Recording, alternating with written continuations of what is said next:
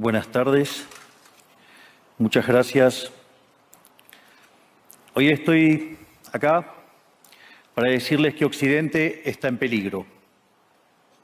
Está en peligro porque aquellos que supuestamente deben defender los valores de Occidente se encuentran cooptados por una visión del mundo que inexorablemente conduce al socialismo y, en consecuencia, a la pobreza. Lamentablemente, en las últimas décadas, motivados por algunos deseos bien pensantes de querer ayudar al prójimo y otros por el deseo de pertenecer a una casta privilegiada, los principales líderes del mundo occidental han abandonado el modelo de la libertad por distintas versiones de lo que llamamos colectivismo. Nosotros estamos acá para decirles que los experimentos colectivistas nunca son la solución a los problemas que aquejan a los ciudadanos del mundo, sino que, por el contrario, son su causa. Créanme, nadie mejor que nosotros los argentinos para dar testimonios de estas dos cuestiones. Cuando adoptamos el modelo de la libertad, allá por el año 1860, en 35 años nos convertimos en la primer potencia mundial, mientras que cuando abrazamos el colectivismo, a lo largo de los últimos 100 años, vimos cómo nuestros ciudadanos comenzaron a empobrecerse sistemáticamente hasta caer en el puesto número 140 del mundo. Pero antes de poder dar esta discusión, sería importante que primero viéramos los datos que sustentan por qué el capitalismo de libre empresa no solo es un sistema posible para terminar con la pobreza del mundo, sino que es el único sistema moralmente deseable para lograrlo. Si consideramos la historia del progreso económico, podemos ver cómo desde el año 0 hasta el año 1800 aproximadamente, el PBI per cápita del mundo prácticamente se mantuvo constante durante todo el periodo de referencia. Si uno mira un gráfico de la evolución del crecimiento económico a lo largo de la historia de la humanidad, uno estaría viendo un gráfico con la forma de un palo de hockey, una función exponencial que se mantuvo constante durante el 90% del tiempo y se dispara exponencialmente a partir del siglo XIX. La única excepción a esta historia de estancamiento se dio a finales del siglo XV con el descubrimiento de América. Pero salvando esta excepción, a lo largo de todo el periodo entre el año 0 y el año 1800, el PBI per cápita a nivel global se mantuvo estancado. Ahora bien, no solo que el capitalismo generó una explosión de riqueza desde el momento que se adoptó como sistema económico, sino que, si uno analiza los datos, lo que se observa es que el crecimiento se viene acelerando a lo largo de todo el periodo. Durante todo el periodo comprendido entre el año 0 y el 1800, la tasa de crecimiento del PBI per cápita se mantuvo estable en torno al 0,02% anual, es decir, prácticamente sin crecimiento. A partir del siglo XIX, con la Revolución Industrial, la tasa de crecimiento pasa al 0,66%. A ese ritmo, para duplicar el PBI per cápita, se necesitarían crecer durante 107 años. Ahora bien, si observamos el periodo entre 1900 y 1950, la tasa de crecimiento se acelera al 1,66% anual. Ya no necesitamos 107 años para duplicar el PBI per cápita, sino 66. Y si tomamos el periodo comprendido entre 1950 y el año 2000, vemos que la tasa de crecimiento fue de 2,1% anual, lo que derivaría en que en solo 33 años podríamos duplicar el PBI per cápita del mundo. Esta tendencia, lejos de detenerse, se mantiene viva aún hoy. Si tomamos el periodo entre el año 2000 y el 2023, la tasa de crecimiento volvió a acelerar el 3% anual, lo que implica que podríamos duplicar nuestro PBI per cápita en el mundo en tan solo 23 años. Ahora bien, cuando se estudia el PBI per cápita desde el año 1800 al día de hoy, lo que se observa es que luego de la revolución industrial, el PBI per cápita mundial se multiplicó por más de 15 veces, generando una explosión de riqueza que sacó de la pobreza al 90% de la población mundial. No debemos olvidar nunca que para el año 1800, cerca del 95% de la población mundial vivía en la pobreza más extrema, mientras que ese número cayó al 5% para el año 2020, previo a la pandemia. La conclusión es obvia. Lejos de ser la causa de nuestros problemas, el capitalismo de libre empresa como sistema económico es la única herramienta que tenemos para terminar con el hambre, la pobreza y la indigencia a lo largo y a lo ancho de todo el planeta. La evidencia empírica es incuestionable. Por eso, como no cabe duda de que el capitalismo de libre mercado es superior en términos productivos, la doxa de izquierda ha atacado al capitalismo por sus cuestiones de moralidad, por ser, según ellos, dicen sus detractores, que es injusto. Dicen que el capitalismo es malo porque es individualista y que el colectivismo es bueno porque es altruista, con la ajena. Y en consecuencia bregan por la justicia social. Pero este concepto que en el primer mundo se ha puesto de moda en la última época, en mi país es una constante del discurso político desde hace más de 80 años. El problema es que la justicia social no es justa, sino que tampoco aporta al bienestar general. Muy por el contrario, es una idea intrínsecamente injusta, porque es violenta. Es injusta porque el Estado se financia a través de impuestos y los impuestos se cobran de manera coactiva. ¿O acaso alguno de nosotros puede decir que paga los impuestos de manera voluntaria? Lo cual significa que el Estado se financia a través de la coacción y que a mayor carga impositiva, mayor es la coacción, menor es la libertad. Quienes promueven la justicia social parten de la idea de que el conjunto de la economía es una torta que se puede repartir de una manera distinta. Pero esa torta no está dada, es riqueza que se va generando en lo que, por ejemplo, Israel Kirzler llama un proceso de descubrimiento de mercado. Si el bien o servicio que ofrece una empresa no es deseado, esa empresa quiebra a menos que se adecúe a lo que el mercado le está demandando. Si genera un producto de buena calidad a un buen precio atractivo, le va a ir bien y va a producir más. De modo que el mercado es un proceso de descubrimiento en el cual el capitalista encuentra sobre la marcha el rumbo correcto. Pero si el Estado castiga al capitalista por tener éxito y lo bloquea en este proceso de descubrimiento, destruye sus incentivos y las consecuencias de ello es que va a producir menos y la torta será más chica, generando perjuicio para el conjunto de la sociedad. El colectivismo, al inhibir estos procesos de descubrimiento y al dificultar la apropiación de lo descubierto, ata al emprendedor de las manos y le imposibilita producir mejores bienes y ofrecer mejores servicios a un mejor precio.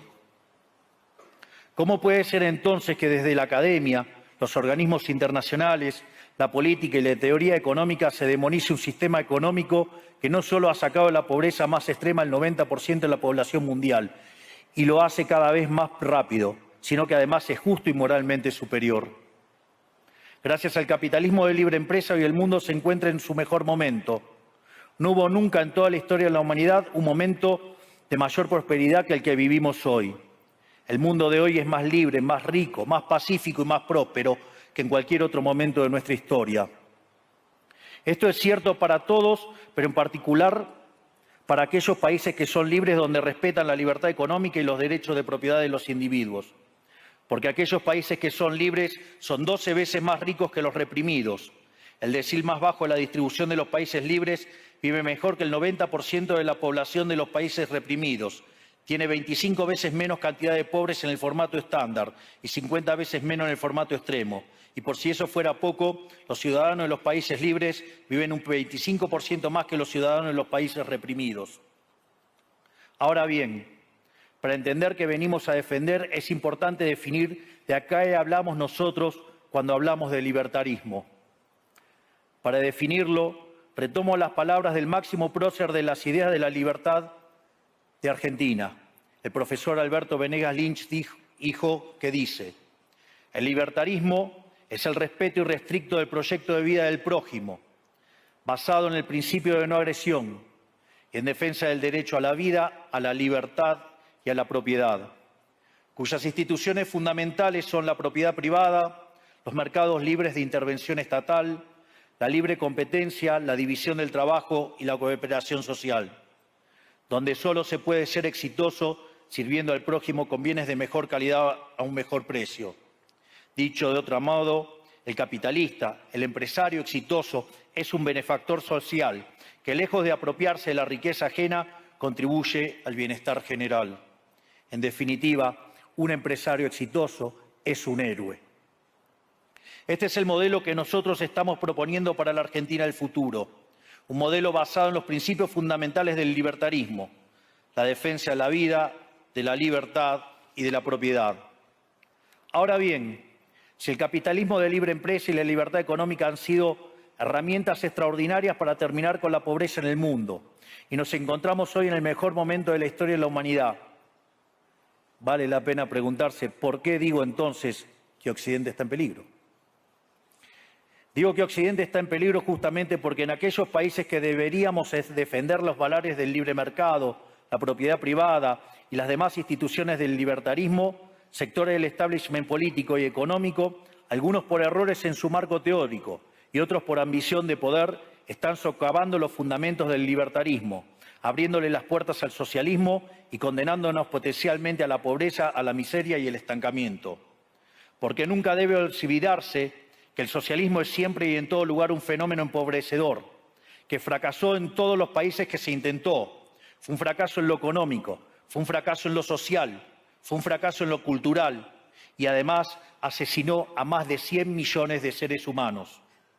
El problema esencial de Occidente hoy es que no solo debemos enfrentarnos a quienes, aún luego de la caída del muro y la evidencia empírica abrumadora, siguen bregando por el socialismo empobrecedor, sino también a nuestros propios líderes, pensadores y académicos que, amparados en un marco teórico equivocado, socavan los fundamentos del sistema que nos ha dado la mayor expansión de riqueza y prosperidad de nuestra historia. El marco teórico al que me refiero es el de la teoría económica neoclásica, que diseña un instrumental que, sin quererlo, termina haciendo funcional la intromisión del Estado, el socialismo y la degradación de la sociedad. El problema de los neoclásicos es que, como el modelo del que se enamoraron no mapea contra la realidad, atribuyen el error al supuesto fallo del mercado, en vez de revisar las premisas de su modelo. Sobre texto de un supuesto fallo de mercado, se introducen regulaciones que lo único que generan es distorsiones en el sistema de precios que impiden el cálculo económico y, en consecuencia, el ahorro, la inversión y el crecimiento. Este problema radica esencialmente en que ni siquiera los economistas supuestamente libertarios comprenden qué es el mercado, ya que si se comprendiera, se vería rápidamente que es imposible que exista algo así como un fallo de mercado. El mercado no es una mera descripción gráfica de una curva de oferta y otra de demanda en un gráfico.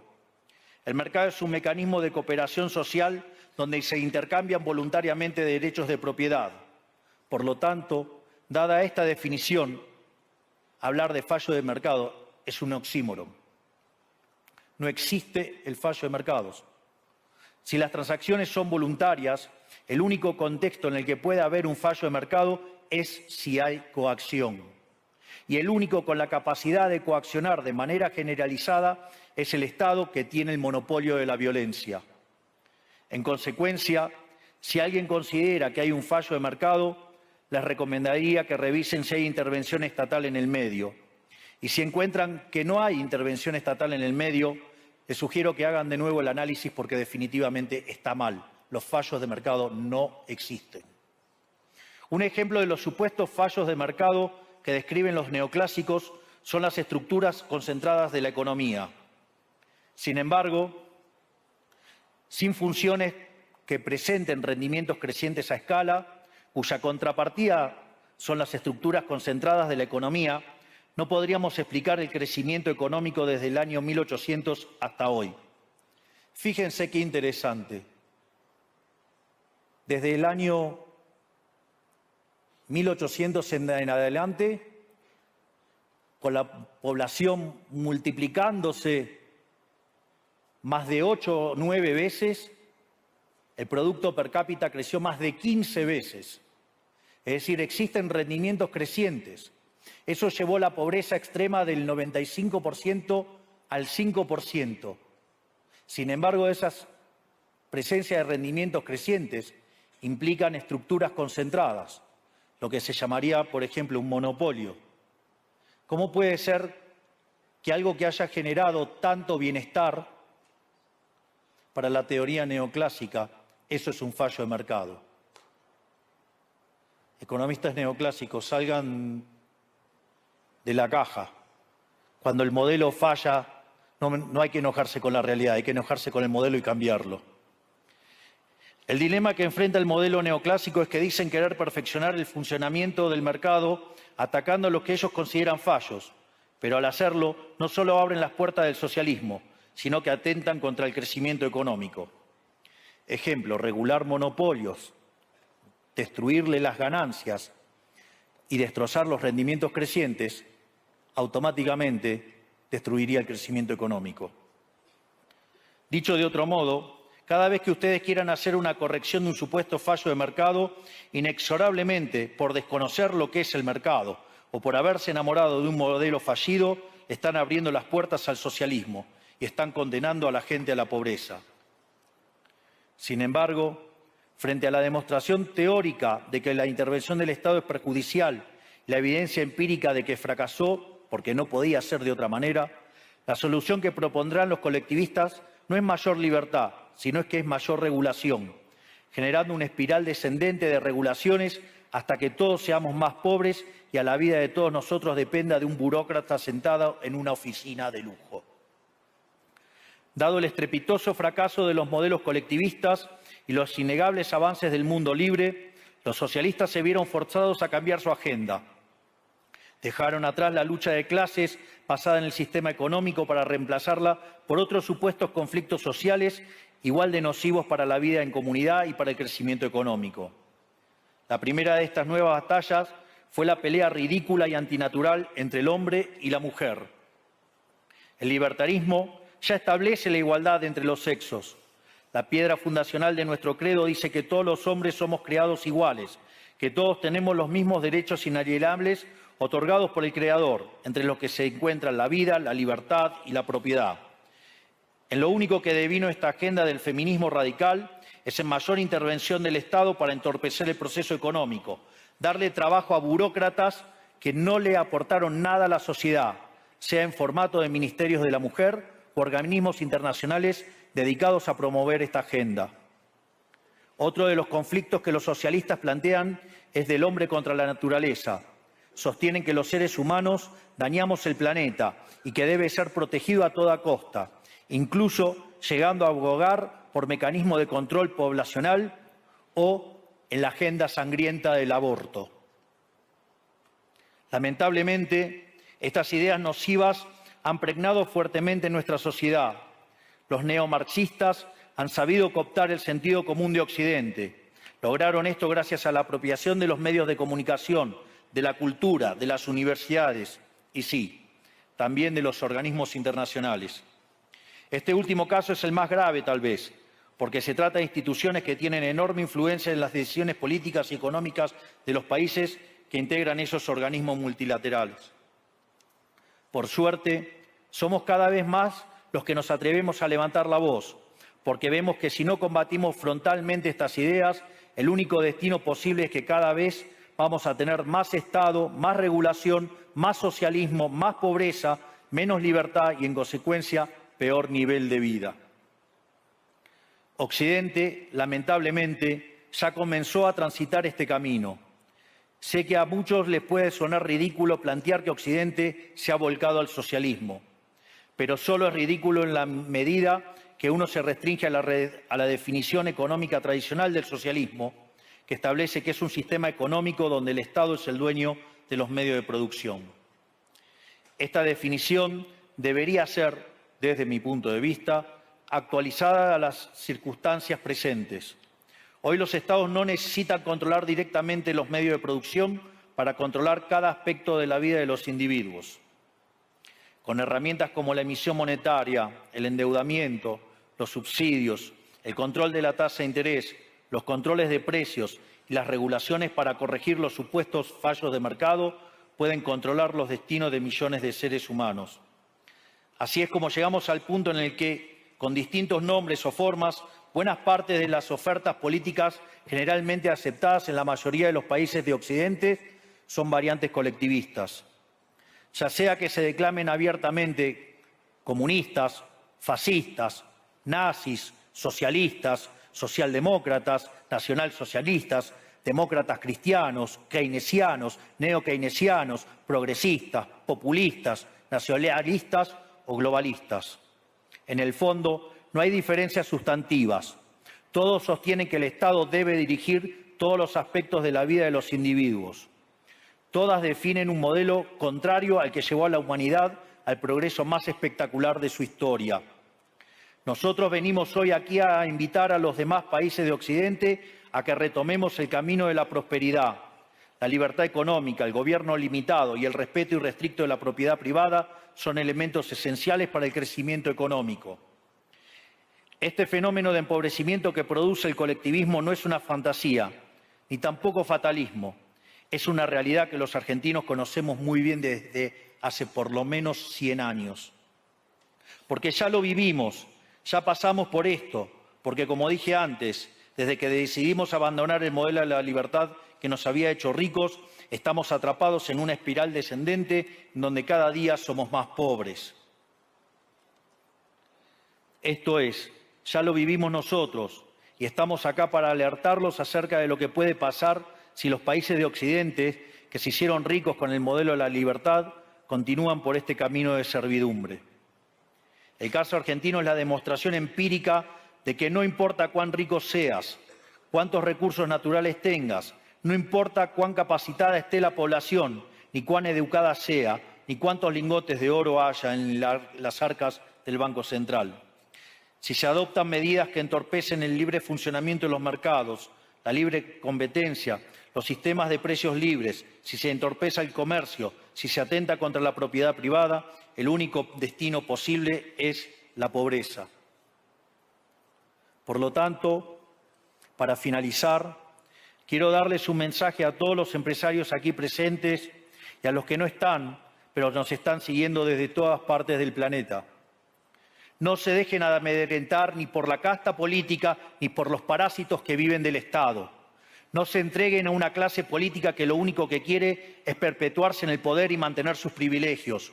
Ustedes son benefactores sociales, ustedes son héroes, ustedes son los creadores del periodo de prosperidad más extraordinario que jamás hayamos vivido. Que nadie les diga que su ambición es inmoral. Si ustedes ganan dinero es porque ofrecen un mejor producto a un mejor precio, contribuyendo de esa manera al bienestar general. No cedan al avance del Estado. El Estado no es la solución. El Estado es el problema mismo.